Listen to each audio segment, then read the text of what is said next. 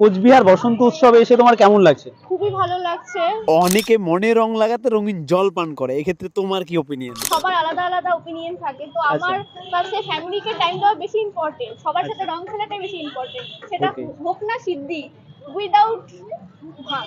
মানসিকভাবে রং লাগানোর জন্য কি করা উচিত? ভালো ভালো খাবার খাওয়া উচিত, ओह यार यार ये कितनी औसम है यार। রং লাগানো উচিত একে অপরকে। তো আবারও সেকেন্ড বার বলছি যে ফ্যামিলির সাথে সময় কাটানো উচিত। सुकून का नाम सुना है? हाय हाय। বসন্ত উৎসবে তোমার বসন্ত রং লাগানোর জন্য লোক কি রয়েছে?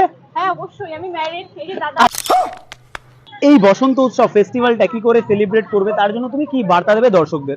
প্রথমে তো রং দেওয়ার সময় জিজ্ঞাসা করে রং দেওয়া Obviously, উচিত, একদম। এবং আবিরটাই শুধু ব্যবহার করা উচিত, এবং কুকুর বেড়াল পশু পাখিকে যেন রং না লাগে। Always I am agree with you. यार ये कितनी औसम है यार।